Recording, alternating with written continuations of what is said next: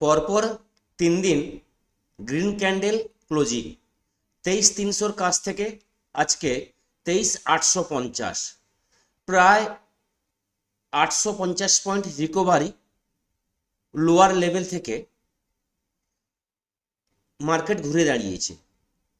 আগামীকাল 19 মার্চ বৃহস্পতিবার সেন্সেক্সের এক্সপায়ারি আছে, ইউএসের ফেড পলিসি আছে। কালকের মার্কেট একটা মুভমেন্ট মার্কেট হতে পারে, যেখানে একটা গ্যাপ আপ অথবা গ্যাপ ডাউনের সম্ভাবনা খুব ভালোই আছে। এবং পুরো দিন লাইভ মার্কেট কালকে কিভাবে যেতে পারে, এক্সাক্ট পয়েন্ট কি থাকবে আমাদের ট্রেডিং করার জন্য, লেভেল টু লেভেল আপনাদের সঙ্গে আমি শেয়ার করার জন্য আজকের এই ভিডিও। তো সবাইকে ধন্যবাদ জানাবো এমকে ট্রেডিং এর পক্ষ থেকে। আজকে নিফটি 200 পয়েন্ট, প্রায় 200 পয়েন্ট পজিটিভ ক্লোজিং দিয়েছে। Nifty bank 450 point positive closing দিয়েছে। সেন্সেক্স 633 পয়েন্ট।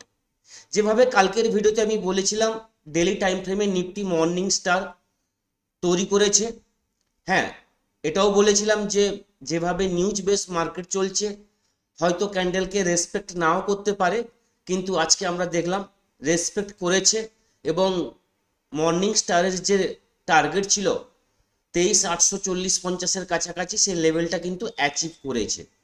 এবং লাস্ট 3 দিন 4 দিন ধরে আমি বলে আসছি 23,300-র কাছ থেকে যে নিফটিতে 23,700, 23,840, 850 লেভেল আমাদের কাছে আসবে।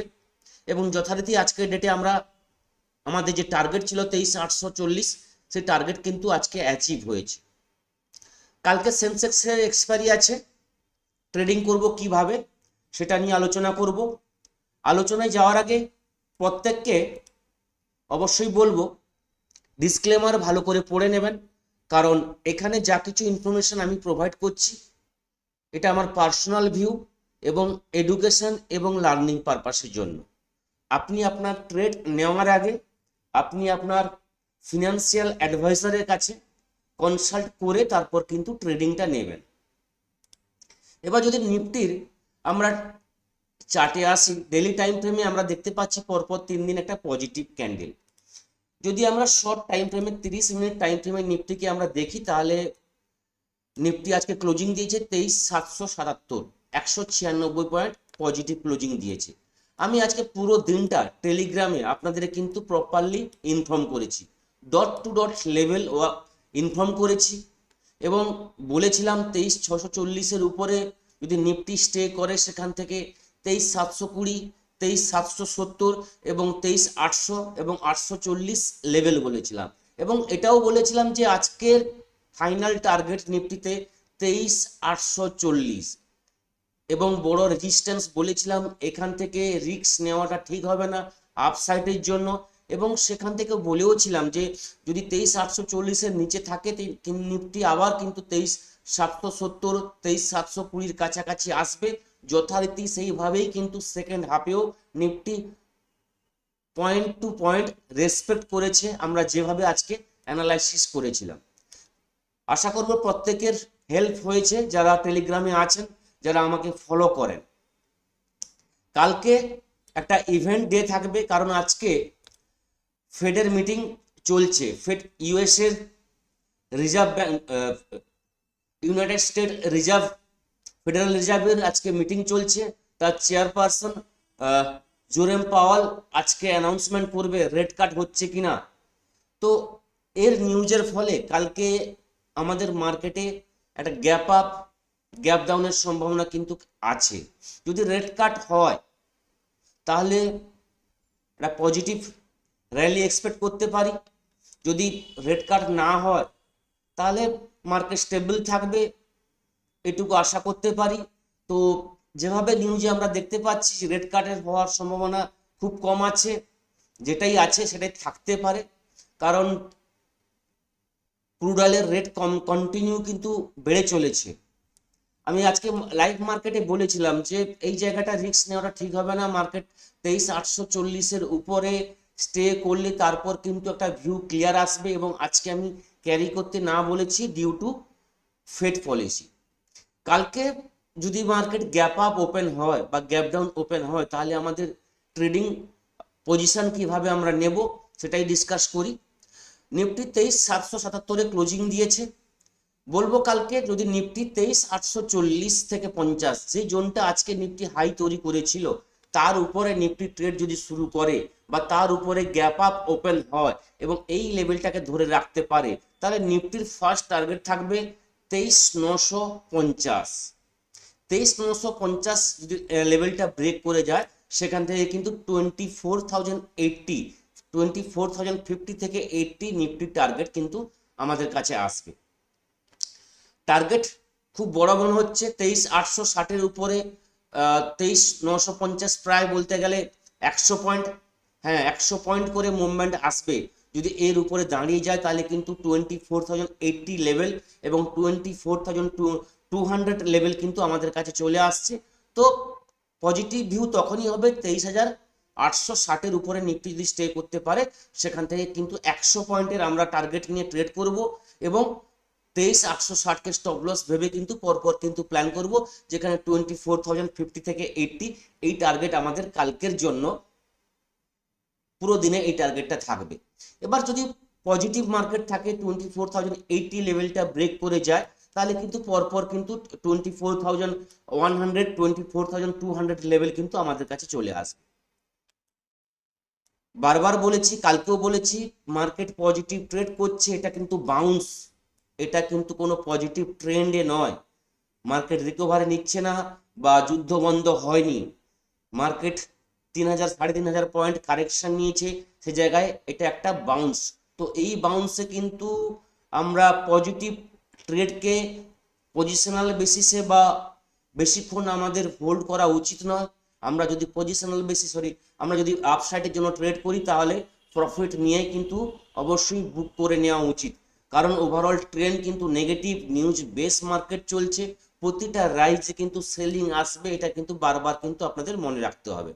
এবার যদি ডাউনের জন্য ট্রেড নিতে চাই, তাহলে বলবো 23,720, 23,720 যদি লেভেলটা ব্রেক করে যায়, সেখান থেকে কিন্তু ডাউনের জন্য আমরা ট্রেড নেব, যেখানে নিফটির ফার্স্ট টার্গেট থাকবে 23,650।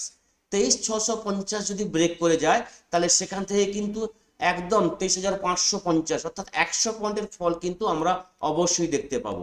23,550-এর নিচে যদি নিফটি ট্রেড করা শুরু করে, তাহলে কিন্তু 23,500, 23,440 এবং 23,350 এই লেভেলগুলো পরপর কিন্তু আমাদের কাছে চলে আসবে।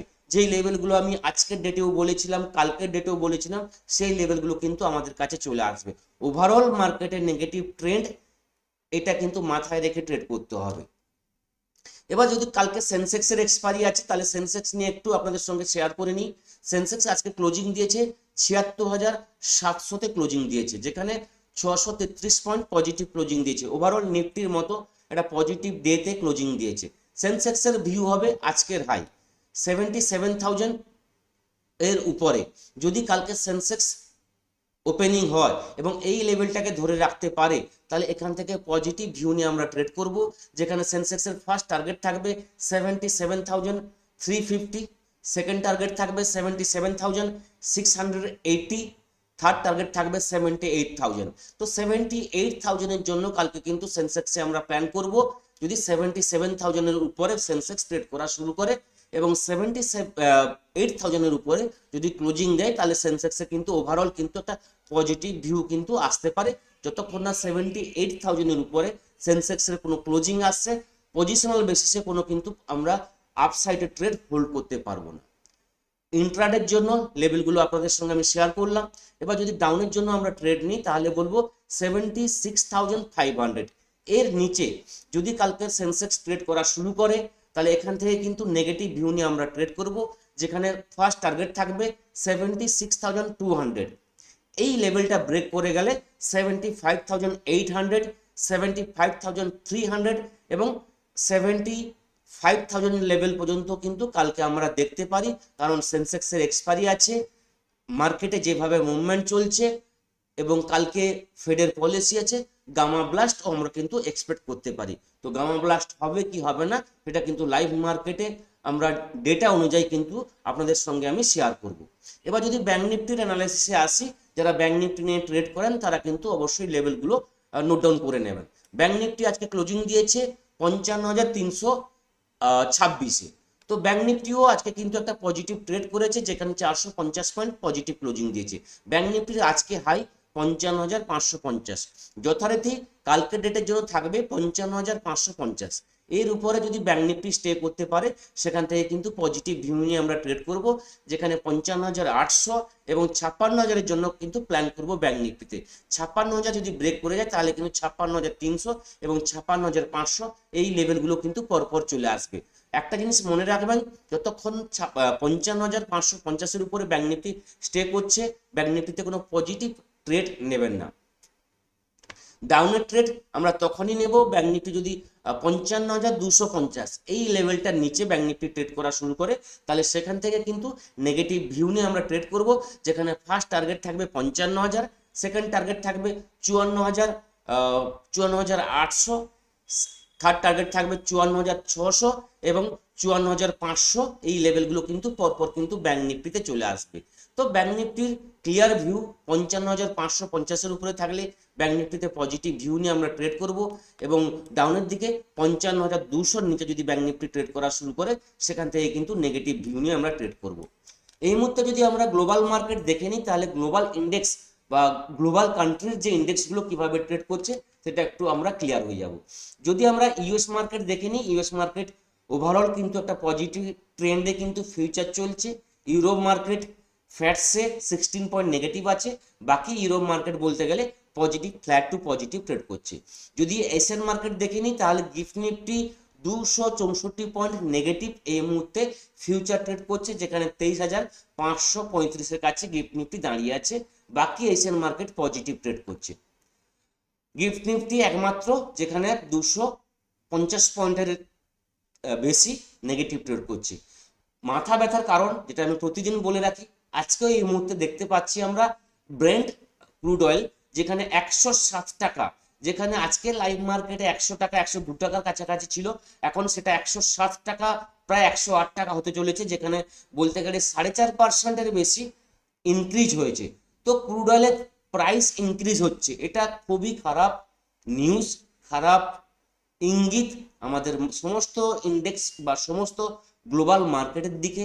ক্রুড অয়েল, ব্র্যান্ড অয়েলের রেট যদি ক্রমশ ইনক্রিজ হয়, এটা কিন্তু আমাদের স্টক মার্কেটের ইন্ডেক্সের দিকে খুব খারাপ নিউজ, এটা কিন্তু মাথায় রেখে কিন্তু ট্রেড করতে হবে। যদি এইভাবে ক্রুড অয়েল, ব্র্যান্ড অয়েল এইভাবে প্রাইস ইনক্রিজ হয় এবং 110-15 চলে যায়, তাহলে কিন্তু বড় ফল কালকে কিন্তু আমরা এক্সপেক্ট করব এবং বড় গ্যাপ ডাউন আমরা কিন্তু এক্সপেক্ট করতে পারি। আরও একটা বিষয় আপনাদের বলে দিই, ইউএস এর সঙ্গে ইউএসডি এবং আইএনআর এর যে পার্থক্য, আজকে দেখুন ইউএসডি আইএনআর এর যে পার্থক্য, যেখানে 92.63, যেখানে ইন্ডিয়ান রুপিজের ভ্যালু কমে যাচ্ছে ইউএসডি মানে ইউএসডির ডলারের কাছে 92.63 এরও ইনক্রিজ হচ্ছে। তো এটাও একটা প্যানিক নিউজ। ওভারঅল সমস্ত দিক থেকে কিন্তু নেগেটিভ বা নেগেটিভ নিউজ, নেগেটিভ সেন্টিমেন্ট কিন্তু মার্কেটে আমরা দেখতে পাচ্ছি। তা সত্ত্বেও আমাদের ইন্ডিয়ান মার্কেট পরপর 3 দিন পজিটিভ ট্রেন্ড বা পজিটিভ বাউন্স আমরা দেখতে পেয়েছি। বারবার বলছি নেগেটিভ ট্রেন্ডে মার্কেট আছে, যে কোনো সময় কিন্তু মার্কেটে আবার কারেকশানও শুরু হবে। আমরা 23,350, 23,000 লেভেল কিন্তু আবার কিন্তু আমরা দেখতে পারি। তো মার্কেটে খুব সাবধানে ট্রেড করতে হবে। এবং ইন্ডিয়া ভিক্স, যেটা আমি বারবার বলছি, আজকে ইন্ডিয়া ভিক্স 19-এর কাছাকাছি ছিল সে জায়গায়, এই জন্য আমরা মুভমেন্ট দেখেছি। ইন্ডিয়া ভিক্স 21-এর উপরে থাকলে কিভাবে মুভমেন্ট হবে সেটা আপনাদের কিন্তু আগেও ইনফর্ম করেছি। তো মুভমেন্ট যে কোনো সময় 100 পয়েন্ট, 150 পয়েন্ট, 200 পয়েন্ট নিফটিতে আমরা কিন্তু দেখতে পাবো, ইন্ডিয়া ভিক্স যদি 21-এর উপরে থাকে। তো এই জিনিসটা মাথায় রাখবেন, এই জিনিসটা মাথায় রেখে কিন্তু ট্রেড করবেন। এফআইদের কন্টিনিউ সেলিং আছে, এটা কিন্তু আমরা কন্টিনিউ দেখছি। কালকে ডে টু এফআইদের সেলিং ছিল, তো এটা এফআইদের সেলিংটা নতুন কিছু নয়।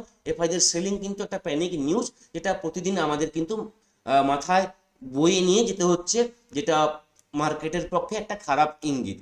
তো ওভারঅল কিন্তু নিফটি, ব্যাংক নিফটি, সেন্সেক্সের ভিউ আমি আপনাদের সঙ্গে শেয়ার করলাম, যেটা আমার পার্সোনাল ভিউ। তো খুব সাবধানে ট্রেড করবেন। সবাই ভালো থাকবেন। থ্যাংক ইউ, ধন্যবাদ।